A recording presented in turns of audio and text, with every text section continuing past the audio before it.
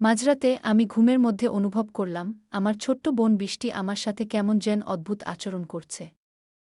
আমি তখন ঘুমে বিভোর, আমি মনে করেছিলাম হয়তো আমি স্বপ্ন দেখছি। একটু পর তার এই অদ্ভুত আচরণের কারণে আমার ঘুম ভেঙে যায়। আমি তখন দেখতে পেলাম আমার ছোট বোন বৃষ্টি আমার সাথে এক ধরনের পাগলামি করতে শুরু করেছে। আমি তো তার এইসব দেখে খুবই আশ্চর্য হই। তারপর আমি ওকে বললাম, বৃষ্টি, তুই আমার সাথে এগুলো কি করছিস? তুই লজ্জার শরমের মাথা খেয়ে ফেলেছিস নাকি? আমি তোর আপন বড় ভাই। তারপরও তুই বৃষ্টি কোনো কথা না বলে তার ইচ্ছা পূরণের আশায় আরও বেশি পাগলামি করছে। রুমের মধ্যে ছোট বোনের এমন আচরণ দেখে আমি রীতিমতো আশ্চর্য হয়ে যাই। আমি তখন বৃষ্টির চোখে মুখে শুধু বাসনার রং দেখতে পাচ্ছিলাম। আমি কয়েকবার না করার পরেও সে কোনোভাবে আমার বাধা মানছিল না। আমার ছোট বোন হয়েও সে কি যেন অদ্ভুত এক সুখের আশায় আমাকে একটা ধাক্কা মেরে ফেলে দিয়ে আমার সাথে যা করল তা শুনলে আমি গ্যারান্টি দিয়ে বলতে পারি, তোমাদের পানি চলে আসবে। তাই বন্ধুরা, তোমাদের পায়ে ধরে বলি, অন্তত আজকের ভিডিওটি শুরু থেকে শেষ পর্যন্ত দেখো। গল্পটি শেষ পর্যন্ত শোনার জন্য তোমাদের সকলের কাছে আমার বিশেষ অনুরোধ রইল। হ্যালো বন্ধুরা, আমি আবির। বর্তমানে আমার বয়স ২-৪ বছর। আমি পড়ালেখা শেষ করে একটা প্রাইভেট কোম্পানিতে চাকরি করছি। আমার বাড়ি সুনামগঞ্জ, কিন্তু চাকরির সুবাদে আমি সিলেটে থাকি। আমার পরিবারে আমি, মা, বাবা আর ছোট বোন বৃষ্টি। আমার ছোট বোনের বয়স ১-৭, ওই বছরে এসএসসি পরীক্ষা দিবে। বাবা সুনামগঞ্জ শহরে কাঠের ব্যবসা করেন আর মা গৃহিণী। এবার আসি আসল ঘটনায়। সামনে আমার ঈদের ছুটি, তাই বাড়ি যাওয়ার প্রস্তুতি নিলাম। বাড়ির সবার জন্য কেনাকাটা করলাম। ছোট বোন বৃষ্টির জন্য একটা 3 পিস ও একটা কালো বোরকা কিনলাম, বাবার জন্য পাঞ্জাবি ও মার জন্য কাপড় কিনলাম। সবার জন্য কেনাকাটা করে আমার অনেক খুশি লাগছে।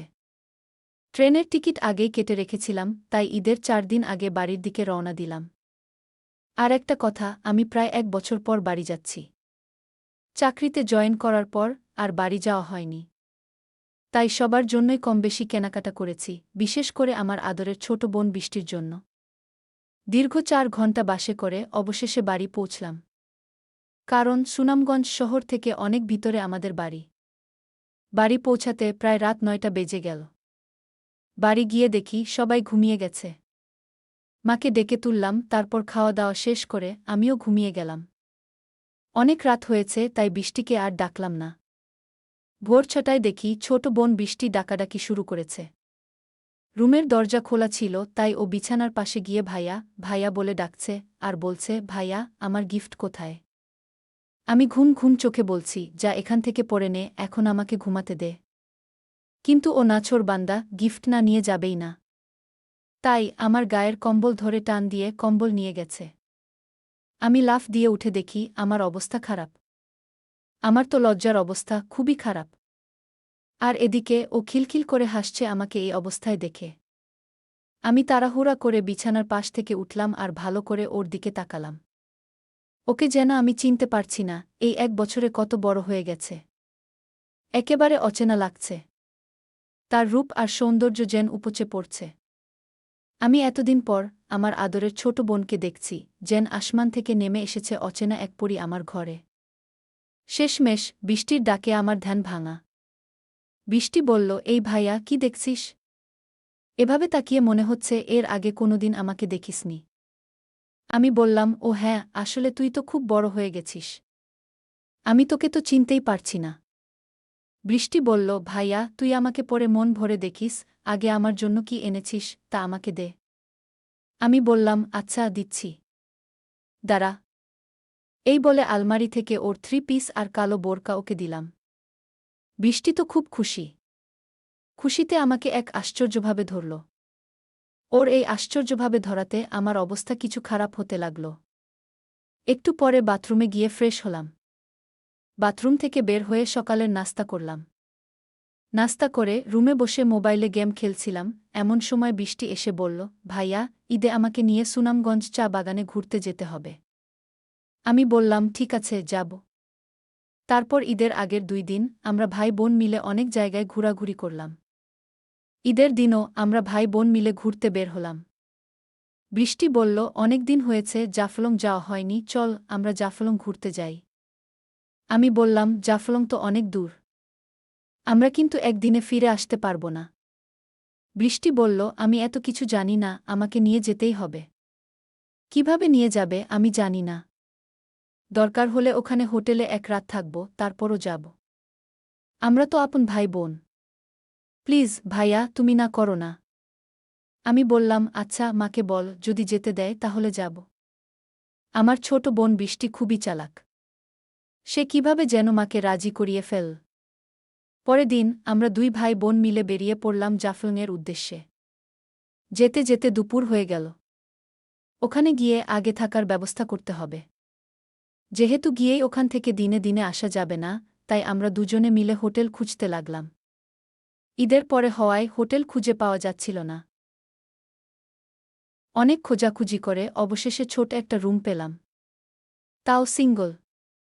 কি আর করা, ঈদের ছুটিতে সবাই ঘুরতে এসেছে, তাই সব বুকিং। এজন্য সিঙ্গল রুমই নিলাম। তারপর ব্যাগ গুছিয়ে কিছুক্ষণ বিশ্রাম নিয়ে বের হলাম ঘুরতে। বৃষ্টি এমন পোশাক পরেছে যা দেখে বুড়ো থেকে জোয়ান পোলাপান সবাই শুধু ওর দিকে তাকিয়ে থাকে। আমার অনেক রাগ হচ্ছে, কিন্তু কাউকে কিছু বলতেও পারছি না। এর মধ্যে এক ছেলে আরেক ছেলেকে বলছে, দেখ, ওই পাগলে একটা জিনিস পেয়ে গেছে। আরেক ছেলে বলল, বন্ধু, ওই মদনের কপালটা খুব ভালো। এই শুনে আমি রেগে ওদের কাছে যেতে চাইলে বৃষ্টি আমাকে বাধা দিল। তারপর আমরা ভাই বোন অনেক মজা করে ঘুরলাম।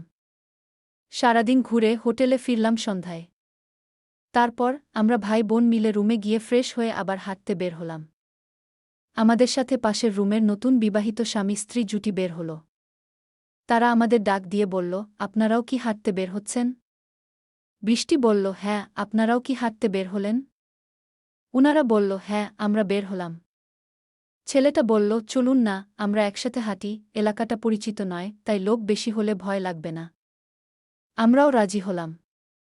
তারপর গল্প করতে করতে তাদের সাথে পরিচিত হলাম। ছেলেটার নাম হল রাকিব, আর মেয়েটার নাম পায়েল। হঠাৎ করে পায়েল বলে উঠল, আপনাদের না দুজনের খুবই মানিয়েছে। মেয়েটির কথা শুনে আমি ভেবাচাকা খেয়ে গেলাম, তখন কি বলবো বুঝতে পারছি না। তখন বৃষ্টি বলল, আপনাদেরও খুব মানিয়েছে, কয় মাস হয়েছে আপনাদের বিয়ে হয়েছে? তখন রাকিব বলল, 2 মাস। তারপর সিয়াম বলল, আপনাদের কতদিন হলো বিয়ে হয়েছে? আমি কিছু বলতে যাব, ঠিক তখনই ছোট বোন বৃষ্টি বলে উঠল, এই তো কিছুদিন। আমার তো আকাশ ভেঙে মাথায় পড়ল। আমার বোন এসব কি বলছে? তখন রাকিব বলল, তাহলে তো আপনারা একদম পারফেক্ট সময়ে হানিমুনে এসেছেন। কিন্তু আমাদের একটু দেরি হয়ে গেল, আসলে অফিস থেকে ছুটি ম্যানেজ করতে করতে 3 মাস পেরিয়ে গেল। তারপরে পায়েল বলল, আপনাদের কি প্রেমের বিয়ে না অ্যারেঞ্জ ম্যারেজ? বৃষ্টি বলল, প্রেমের বিয়ে। এদিকে আমার রাগে গাছ, বৃষ্টি কেন মিথ্যা কথা বলছে? বৃষ্টি কেনই বা ওদের সাথে এত নাটক করছে? হাঁটতে হাঁটতে রাত 9টা বেজে গেল। তখন আমরা সবাই আবার হোটেলে ফিরে আসলাম। এসে খাওয়া দাওয়া করে রুমে যাচ্ছিলাম ঘুমানোর জন্য। তখন রাকিব বলে উঠল, গুড নাইট, হ্যাপি হানিমুন। মজা করে টাইমগুলো কাটান, এই টাইম আর ফেরত পাবেন না। বৃষ্টিও কম না, সে বলে উঠল, আপনারাও মজা করুন। আমরা তো আজ রাতভর মজাতেই থাকব। আমি রুমে ঢুকে বৃষ্টিকে বলতে শুরু করলাম, বৃষ্টি, তুই এসব কি শুরু করেছিস? আমরা ভাই বোন, তুই কি সব ভুলে গেছিস? বৃষ্টি বলল, ভাইয়া, কি করব? বল, ওরা এমনভাবে কথা বলা শুরু করবে বুঝতে পারিনি। ভাবলাম 2-একটা কথা বলে আলাদা হয়ে যাব। বা এমন পর্যায়ে পড়েছি যে আর বলার সুযোগই পেলাম না। এখন আর কি করা? এখানে 2-4 দিন না হয় আমরা স্বামী স্ত্রী হয়ে কাটিয়ে দিই। আমি বললাম, মানে তুই কি বলছিস? বৃষ্টি বলল, আরে ভাই, ভাইয়া, তোমাকে তো আর সত্যি সত্যি স্বামী হতে বলছি না, শুধু অভিনয় করতে বলছি ওদের সামনে। আমি বললাম, ওহ, তাহলে শেষ পর্যন্ত আমার বোনের স্বামী হতে হবে। আচ্ছা ঠিক আছে, আজ থেকে তুই আমার বউ। বৃষ্টি বলল, ছি ভাইয়া, তুই এগুলো কি বলছিস? আমি শুধু অভিনয় করতে বলছি, বাস্তবে হতে বলিনি। আমি বললাম, ওই আর কি। ঠিক আছে, অনেক রাত হয়েছে, এখন ঘুমা, কালকে অভিনয় করব। তারপর বৃষ্টি আর আমি ঘুমিয়ে গেলাম। মাঝরাতে ঘুমের মধ্যে আমি অনুভব করলাম আমার ছোট্ট বোন বৃষ্টি আমার সাথে কেমন জানি আশ্চর্য আচরণ করছে। তখন আমি গভীর ঘুমে ছিলাম, আমি মনে করেছিলাম হয়তোবা আমি স্বপ্ন দেখছি। একটু পরে তার ওই আচরণের কারণে আমার ঘুম ভেঙে যায়। তখন আমি দেখতে পেলাম আমার ছোট বোন আমার সাথে এক ধরনের পাগলামি করতে শুরু করেছে। আমি তার এইসব দেখে খুবই অবাক হলাম। তারপর আমি তাকে বললাম, বৃষ্টি, তুই আমার সাথে এসব কি করছিস? তুই কি লজ্জা শরমের মাথা খেয়ে ফেলেছিস নাকি? বন্ধুরা, ভিডিওর মাঝখানে একটা কথা বলতে চাই। আমি তোমাদের আনন্দ দেওয়ার জন্য খুব কষ্ট করে ভিডিও বানাই। তাই তোমাদের কাছে অনুরোধ থাকবে, অবশ্যই এই ভিডিওটি দেখে একটি লাইক করবে এবং সামিয়া ব্লগ চ্যানেলটি সাবস্ক্রাইব করে পাশে থাকবেন। আমি তোর আপন বড় ভাই। এরপরেও আমি লক্ষ্য করলাম আমার ছোট বোন বৃষ্টি কি যেন এক ইচ্ছা পূরণের আশায় আরও বেশি পাগলামি করছে। রুমের মধ্যে ছোট বোনের এমন আচরণ দেখে আমি রীতিমত হতবাক হয়ে গেলাম। তখন আমার ছোট বোনের চোখে মুখে শুধু বাসনার রং দেখতে পেয়েছিলাম। আমি কয়েকবার না করার পরেও সে কোনোভাবে আমার বাধা মানছিল না। আমার ছোট বোন হওয়ার পরেও সে কি জেনে এক বিশেষ সুখের আশায় আমাকে একটা ধাক্কা মেরে ফেলে দিল। তারপর সে একেবারে পাগল, মানে একেবারে উন্মাদ হয়ে গেল। আমার ছোট বোনের যে এটা কৌশল তা আমি জানতাম। ৫ মিনিটের মাথায় আমার ঘুমন্ত আর নিস্তেজ অবস্থায় তাকে এমন করে দিল, আমার কাছে মনে হল জেনে আমি আর কোনোভাবে থাকতে পারছি না। তার আশ্চর্য কৌশলের জাদু পেয়ে আমি তো প্রায় উন্মাদ হয়ে গেছি। সবশেষে আমার এমন অবস্থা হল, তখন আমি, বন্ধুরা, সেই বিষয়টা আর ভাবার কোনো সুযোগ পেলাম না যে কে ভাই আর কে বোন। তখন শুধু মনের মধ্যে একটাই ইচ্ছা, পাশে থাকা মেয়েটিকে আপন করে পাওয়ার। কিন্তু মেয়েটি যে আমার আপন বোন তা আমার মাথায় নেই। এই সময়, বন্ধুরা, এমন অবস্থা হয় তখন কোনো কিছু বোঝার অবস্থা থাকে না। আমারও ঠিক সেই রকমই হয়েছিল। আমার কাছে মনে হয়েছিল যেন আমি মোম, আর আমার পাশে যেন আগুন জ্বালিয়ে রাখা হয়েছে। সেই আগুনের তাপে আমার সবকিছু গলে ছিন্ন ভিন্ন হয়ে যাচ্ছে, বারবার কেঁপে উঠছে আমার গা। আমিও তখন অজানা কোনো সুখের আশায় আমার ছোট বোনের সাথে তাল দিতে শুরু করলাম। সে আমার তাল পেয়ে মনে করল তার হাতে স্বর্গ এসে ধরা দিয়েছে। তখন আমি সিদ্ধান্ত নিলাম, যা হবার হবে, এখন যে কঠিন সময় আমার কাছে এসেছে তার মোকাবেলা আমাকে করতে হবে। ছোট বোনের কাছে কোনো কিছুতেই আমাকে পরাজিত হতে দেওয়া যাবে না। তারপর আমি চরমভাবে নেমে গেলাম। যদিও আমার ছোট বোন আমার থেকে ৬ বছরের ছোট, প্রথম আমি ভাবছি হয়তো সে আমার সাথে কুলিয়ে উঠতে পারবে না। তারপর আমি যা দেখলাম তাতে তো আমি পুরোই আশ্চর্য। প্রায় ১ থেকে ১.৫ ঘণ্টা এক নাগাড়ে প্রদর্শন করার ফলেও সে বিন্দু পরিমাণ ক্লান্ত হয় নাই। প্রায় ১ থেকে ১.৫ ঘণ্টা পর কোনো এক রূপকথার রাজ্য থেকে মনে হলো আমরা পৃথিবীতে ফিরে এসেছিলাম, বন্ধুরা। তারপরেও সেখানে আরও একদিন থেকেছিলাম, আর সেই একদিনেও আমার ছোট বোনের সাথে আমার এরকমই হয়েছিল, বন্ধুরা। ঘটনাটি আমার অতীতের একটি অপ্রত্যাশিত ঘটনা, যা হয়তো তোমাদের বিশ্বাস হবে না। তারপরেও এটাই সত্যি, বন্ধুরা। এই পৃথিবীতে হয়তো এরকম কিছু ঘটনা ঘটে, যা কখনো বিশ্বাসের অযোগ্য বলে মনে হয়, তারপরেও ওইসব ঘটনা বাস্তব। আমার ক্ষেত্রেও ঠিক তেমনি হয়েছিল। সবশেষে আমি তোমাদেরকে বলব, বন্ধুরা, যখন কোনো ছেলে অথবা মেয়ে সাবালক হয়, তখন প্রত্যেকটা মানুষ, মানে ভাই হোক, বোন হোক, অথবা বাবা বা অন্য যে কেউ হোক না কেন, তাদের সকলের শালীনতার থাকা প্রয়োজন। একসাথে বসবাস করা, একসাথে থাকা, সবকিছু থেকে পৃথক থাকাই উচিত। আমি আপনার টেক্সটটিতে জ্যোতিচিহ্ন যোগ করে দিচ্ছি। এতে করে মানুষের ইচ্ছা কম থাকবে, তাহলে হয়তো এরকম ধরনের নিষিদ্ধ দুর্ঘটনা আমাদের সমাজে কম হবে। আর সবচেয়ে বড় কথা হচ্ছে, আমাদের সমাজে যে সমস্ত লোকেদের এরকম ধরনের মন মানসিকতা, তাদের প্রত্যেকেরই চরিত্রটা সংস্কার করা প্রয়োজন, বন্ধুরা। আজকে এ পর্যন্তই। আবারও আসো তোমাদের মধ্যে নতুন কোনো গল্প নিয়ে। গল্পটি যদি তোমাদের ভালো লাগে তাহলে একটি লাইক দাও। প্রতিদিন রাতে আমি তোমাদেরকে এরকম মজার নতুন গল্প উপহার দিব, তাই তোমাদের বিশেষ অনুরোধ করে বলছি, তোমরা যদি এরকম ধরনের মজার গল্প পেতে চাও, তাহলে দয়া করে আমার সামিয়া ব্লগ চ্যানেলটি সাবস্ক্রাইব করো। অবশেষে তোমাদের সবার সুস্বাস্থ্য কামনা করি। ভিডিওটি দেখার জন্য তোমাদের সকলকে অসংখ্য ধন্যবাদ। প্রতিরক্ষা ও আইন শৃঙ্খলা রক্ষাকারী বাহিনীগুলি বাদে বাকি সরকারি চাকরিতে যোগ দেওয়ার ক্ষেত্রে বয়সের মধ্যসীমা বাড়িয়ে করা হল ৩-২ বছর। বাংলাদেশের বিভিন্ন সংবাদমাধ্যমে বৃহস্পতিবার এই মর্মে একাধিক প্রতিবেদন প্রকাশ করা হয়েছে।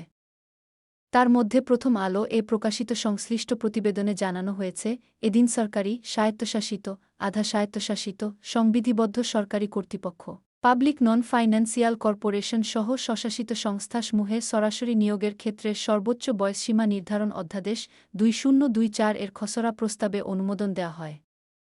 তাতে সরকারি চাকরিতে যোগদানের সর্বোচ্চ বয়সসীমার বিষয়টিও উল্লেখ করা হয়েছে। বাংলাদেশি সংবাদমাধ্যমের দাবি, এদিন রাজধানী ঢাকার তেজগাঁওয়ে অন্তর্বর্তী সরকারের প্রধান উপদেষ্টা মোহাম্মদ ইউনূসের কার্যালয়ে তারই সভাপতিত্বে একটি বৈঠক হয়। সেই বৈঠকেই এই সিদ্ধান্ত গ্রহণ করা হয়। তবে বাংলাদেশের সরকারি চাকরিতে যোগ দেওয়ার ক্ষেত্রে সর্বোচ্চ বয়সসীমা বাড়িয়ে ৩-২ বছর করা হলেও সরকারি চাকরি থেকে অবসর নেওয়ার বয়স সম্পর্কে কিছু উল্লেখ করা হয়নি। তাই ধরে নেওয়া হচ্ছে তাতে কোনো বদল করা হয়নি। এদিনের বৈঠক শেষ হওয়ার পর প্রধান উপদেষ্টার প্রেস উইং এবং মন্ত্রিপরিষদ বিভাগের পক্ষ থেকে সাংবাদিকদের অন্তর্বর্তী সরকারের এই সিদ্ধান্তের কথা জানানো হয়। উল্লেখ্য, এতদিন বাংলাদেশের সরকারি চাকরিতে যোগ দেওয়ার সর্বোচ্চ বয়সসীমা ছিল ৩-০ বছর। যদিও মুক্তিযোদ্ধার সন্তান কোটায় আবেদনের ক্ষেত্রে তা ছিল ৩-২ বছর। চাকরিপ্রার্থীদের দীর্ঘদিনের দাবি, সামগ্রিকভাবে বয়সের এই ঊর্ধ্বসীমা বাড়িয়ে ৩-৫ বছর করা হোক। এ নিয়ে বহু আন্দোলনও হয়েছে, যার জেরে এই বিষয়ে সংশ্লিষ্ট পর্যালোচনা কমিটির পক্ষ থেকে একটি সুপারিশ দেওয়া হয়। তাতে সরকারি চাকরিতে যোগ দেওয়ার ক্ষেত্রে পুরুষদের সর্বোচ্চ বয়সসীমা ৩-৫ বছর এবং মহিলাদের ৩-৭ বছর করার সুপারিশ দেওয়া হয়। কিন্তু সেই সুপারিশেও অবসরের বয়স নিয়ে কোনো প্রস্তাব ছিল না। উল্লেখ্য, গত ৩ সেপ্টেম্বর সরকারি চাকরিতে প্রবেশের বয়সসীমা বাড়ানোর এই দাবি খতিয়ে দেখার জন্য পর্যালোচনা কমিটি গঠন করেছিল অন্তর্বর্তী সরকার। সেই কমিটির প্রধান করা হয় সাবেক সচিব আব্দুল মুঈদ চৌধুরীকে, যিনি জনপ্রশাসন সংস্কার কমিশনের প্রধান। পরিবর্তিত প্রেক্ষাপটে বাংলাদেশের অন্তর্বর্তী সরকারের উপদেষ্টা পরিষদ সিদ্ধান্ত নিয়েছে, বাংলাদেশ সিভিল সার্ভিস (বিসিএস) এর অন্তর্গত ক্যাডারভিত্তিক চাকরিগুলিতেও যোগদানের সর্বোচ্চ বয়সসীমা বাড়িয়ে ৩-২ বছর করা হবে। কিন্তু প্রতিরক্ষা সংক্রান্ত বিভাগগুলি এবং আইনশৃঙ্খলা রক্ষাকারী বাহিনীগুলিতে নিয়োগের ক্ষেত্রে সংশ্লিষ্ট বাহিনীর নিজস্ব ও বিধি প্রয়োগ করা হবে।